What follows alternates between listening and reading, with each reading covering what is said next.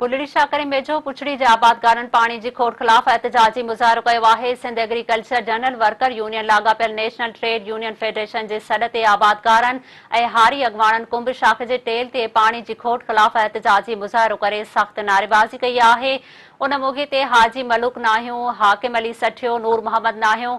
कमाल खान ब्रह्माणी ऐं ॿियनि मीडिया सां ॻाल्हाईंदे चयो आहे त सब डिवीज़न गाजावाह जे टेल मां निकिरंदड़ कुंभ शाख जे मुंड जा बाह सरज़मींदार आपाशी अमले सां मिली भगत सां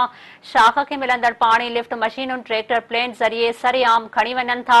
जॾहिं त ॿिए तरफ़ कुंभ शाख जे पुछड़ी जा आबादगार तोड़ी मालूंद माण्हू पाणी जे कतरे लाइ बि परेशान आहिनि।